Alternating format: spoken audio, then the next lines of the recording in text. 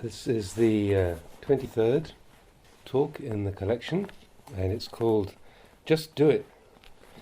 And this was first published in the book Bodhinyana, and it was a lively talk in the Lao dialect given to the assembly of newly ordained monks at Wat Bapong on the day of entering the Rains Retreat, July 1978.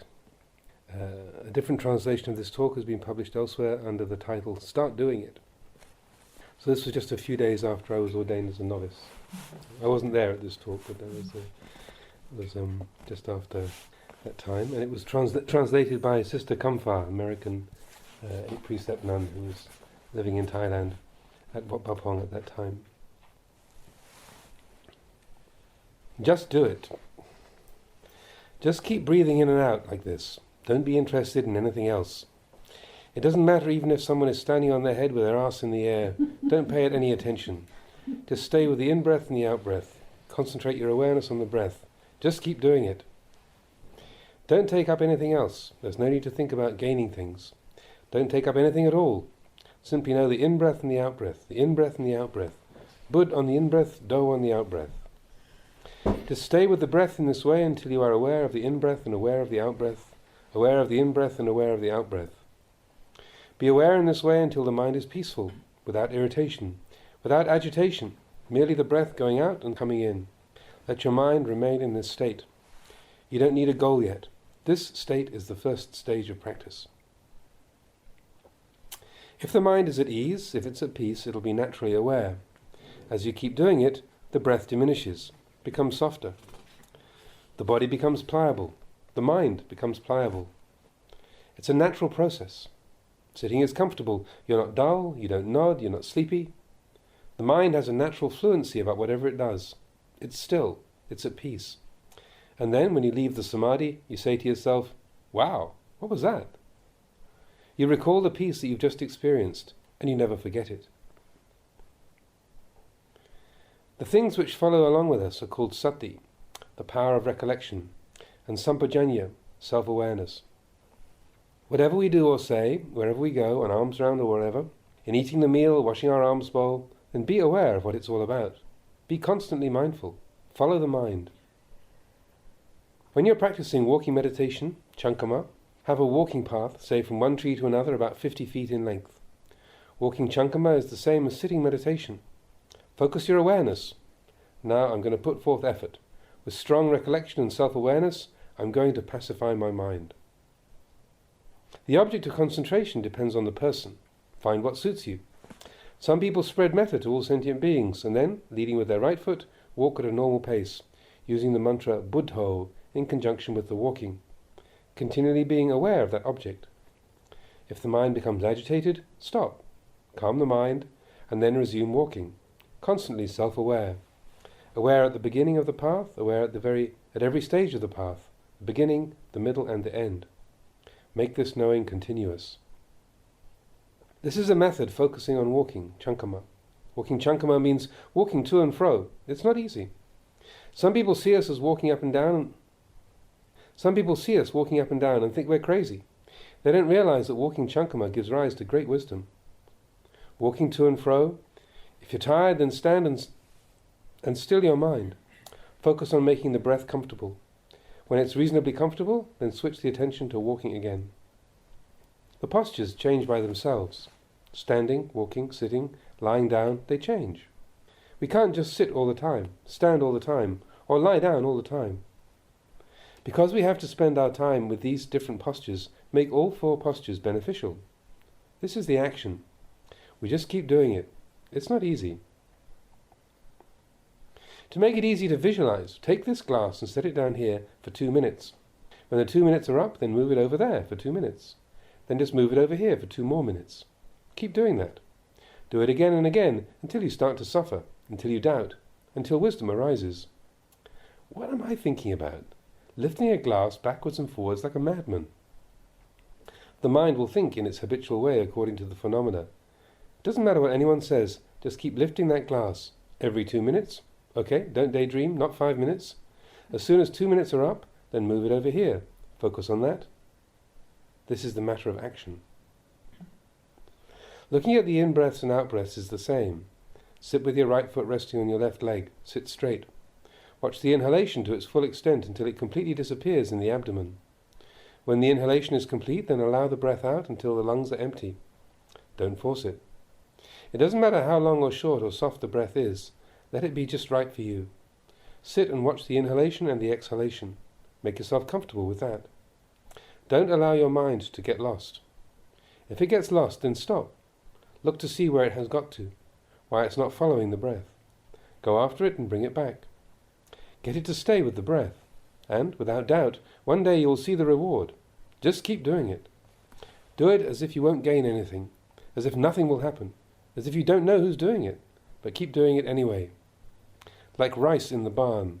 You take it out and sow it in the fields, as if you were throwing it away. You sow it throughout the fields without being interested in it, and yet it sprouts. Rice plants grow up. You transplant it and you got sweet green rice. That's what it's about. This is the same. Just sit there. Sometimes you might think, why am I watching the breath so intently? Even if I didn't watch it, it would still keep going in and out. Well, you'll always find something to think about. That's a view. It's an expression of the mind. Forget it. Keep trying over and over again and make the mind peaceful. Once the mind is at peace, the breath will diminish, the body will become relaxed, the mind will become subtle.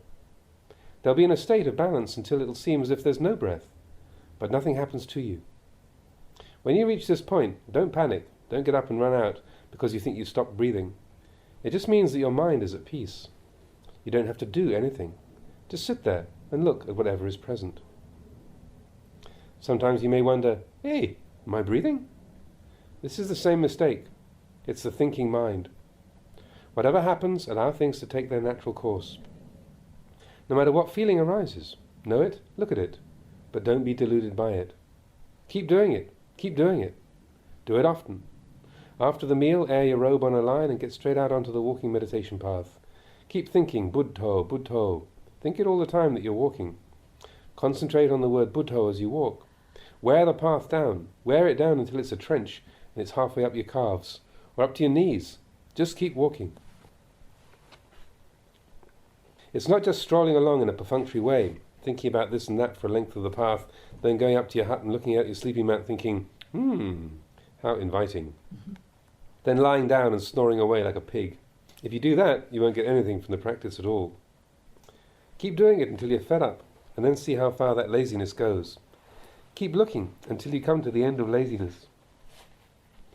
Whatever it is you experience, you have to go all the way through it before you overcome it. It's not as if you can just repeat the word peace to yourself, and then as soon as you sit, you expect peace will arise, just like the click of a switch. And when it doesn't, you give up. Lazy. If that's the case, you'll never be peaceful. It's easy to talk about and hard to do. It's like the monks who are thinking of disrobing, saying, rice farming doesn't seem so difficult to me. I'd be better off as a rice farmer. They start farming without knowing about cows or buffaloes, harrows or ploughs, nothing at all. They find out that when you talk about farming it sounds easy, but when you actually try it, you get to know exactly what the difficulties are.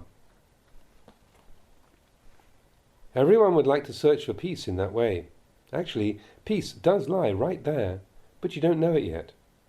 You can follow after it, you can talk about it as much as you like, but you don't know what it is. So, do it. Follow it until you know the pace with the breath. Follow it until you know in pace with the breath, concentrating on the breath, using the mantra Buddho. Just that much. Don't let the mind wander off anywhere else. At this time, have this knowing. Do this. Study just this much. Just keep doing it in this way. If you start thinking that nothing is happening, just carry on anyway. Just carry on regardless, and you will get to know the breath. Okay, so give it a try. If you sit in this way and the mind gets the hang of it, the mind will reach an optimum, a just right state. When the mind is peaceful, the self-awareness arises naturally. Then if you want to sit right through the night, you feel nothing, because the mind is enjoying itself.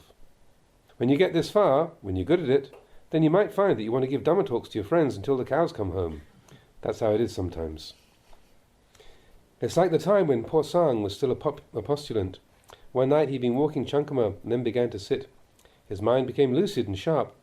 He wanted to expound the Dhamma. He couldn't stop. I heard the sound of someone teaching over in that bamboo grove, really belting it out. I thought, is that someone giving a Dhamma talk? Or is it the sound of someone complaining about something? It didn't stop. So I got my flashlight and went over to have a look. I was right. There in the bamboo grove, sitting cross-legged in the light of a lantern, was Po Sang, talking so fast I couldn't keep up.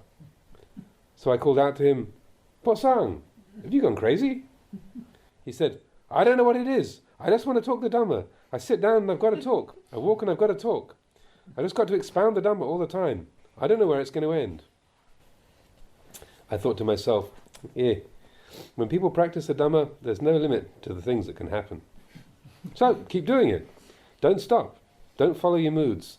Go against the grain. Practice when you feel lazy and practice when you feel diligent. Practice when you're sitting and practice when you're walking. When you lie down, focus on your breathing and tell yourself, I will not indulge in the pleasure of lying down. Teach your heart in this way. Get up as soon as you awaken and carry on putting forth effort. Eating, tell yourself, I eat this food not with craving, but as medicine to sustain my body for a day and a night, only in order that I may continue my practice. When you lie down, teach your mind. When you eat, teach your mind. Maintain that attitude constantly. If you're going to stand up, then be aware of that. If you're going to lie down, then be aware of that. Whatever you do, be aware. When you lie down, lie on your right side and focus on the breath, using the mantra Buddho until you fall asleep. Then when you wake up, it's as if Buddho has been there all the time. It's not been interrupted. For peace to arise, there needs to be mindfulness all the time. Don't go looking at other people. Don't be interested in other people's affairs. Just be interested in your own affairs. When you do sitting meditation, sit straight. Don't lean your head too far back or too far forwards. Keep a balanced, just right posture, like a Buddha image. Then your mind will be bright and clear. Endure. For as long as you can, endure. For as long as you can before changing your posture. If it hurts, let it hurt. Don't be in a hurry to change your position. Don't think to yourself, oh, it's too much. Take a rest. Patiently endure until the pain has reached a peak. Then, endure some more. Endure. Endure until you can't keep up the mantra Buddho. Then take the point where it hurts as your object. Oh, pain, pain. Oh, real pain. You can make the pain your meditation object rather than Buddho. Focus on it continuously. Keep sitting. When the pain has reached its limit, see what happens. The Buddha said that pain arises by itself and disappears by itself. Let it die. Don't give up. Sometimes you may break out in a sweat, big beads, as large as corn kernels rolling down your chest. But when you've passed through painful feeling once, then you'll know all about it. Keep doing it. Don't push yourself too much. Just keep steadily practicing. Be aware while you're eating. You chew and swallow. Where does the food go to? Know what foods agree with you and what foods disagree. Try gauging the amount of food. As you eat, keep looking, and when you think that after another 5 mouthfuls you'll be full, stop and drink some water, and you will have eaten just the right amount. Try it. See whether or not you can do it. But that's not the way we usually do it, is it? When we feel full, we take another 5 mouthfuls. That's what the mind tells us. It doesn't know how to teach itself. The Buddha told us to keep watching as we eat. Stop 5 mouthfuls before you're full and drink some water and it'll be just right. If you sit or walk afterwards, then you won't feel heavy. Your meditation will improve. But we don't want to do it. We're full up and we take another 5 mouthfuls. That's the way that craving and defilement is. It goes a different way from the teachings of the Buddha. Someone who lacks a genuine wish to train their minds will be unable to do it. Keep watching your mind. Be vigilant with sleep. Your success will depend upon being aware of the skillful means. Sometimes the time you go to sleep may vary. Some nights you have an early night, other times a late night. But try practicing like this. Whatever time you go to sleep, just sleep at one stretch. As soon as you wake up, get up immediately. Don't go back to sleep. Whether you sleep a lot or a little, just sleep at one stretch. Make a resolution that as soon as you wake up, even if you haven't had enough sleep, you'll get up. Wash your face and then start to walk chankama, or sit meditation. Know how to train yourself in this way. It's not something that you can know through listening to someone else. You will know through training yourself, through practice, through doing it. And so, I tell you to practice. This practice of the heart is difficult. When you're doing sitting meditation, then let your mind have only one object. Let it stay with the in-breath and the out-breath, and your mind will gradually become calm. If your mind is in turmoil, then it'll have many objects. For instance, as soon as you sit, do you think of your home? Some people think of eating Chinese noodles. When you're first ordained, you feel hungry, don't you? You want to eat and drink. You think about all kinds of food. Your mind is going crazy. If that's what's going to happen, then let it. But as soon as you overcome it, then it'll disappear. Do it. Have you ever walked, Chankama? What was it like when you walked? Did your mind wander? If it did, then stop, let it come back. If it wanders off a lot, then don't breathe. Hold your breath until your lungs are about to burst. It'll come back by itself, no matter how bad it is. If it's racing around all over the place, then hold your breath. As your lungs are about to burst, your mind will return. You must energize the mind. Training the mind isn't like training animals. The mind is truly hard to train. Don't be easily discouraged. If you hold your breath, you'll be unable to think of anything, and the mind will run back to you of its own accord. It's like the water in this bottle. When we tip it out slowly, then the water drips out. Drip, drip, drip. But when we tip the bottle up further, the water runs out in a continuous stream, not in separate drops as before. Our mindfulness is similar. If we accelerate our efforts and practice in an even, continuous way, mindfulness will be uninterrupted, like a stream of water. No matter whether we're standing, walking, sitting, or lying down, that knowledge is uninterrupted, flowing like a stream of water. Our practice of the heart is like this. After a moment, it's thinking of this and thinking of that. It is agitated, and mindfulness is not continuous. But whatever it thinks about, never mind. Just keep putting forth effort. It will be like the drops of water that become more frequent until they join up and become a stream. Then our knowledge will be encompassing. Standing, sitting, walking or lying down, whatever you're doing, this knowing will look after you. Start right now. Give it a try. But don't hurry. If you just sit there watching to see what will happen, you'll be wasting your time. So be careful. If you try too hard, you won't be successful. If you don't try at all, then you won't be successful either.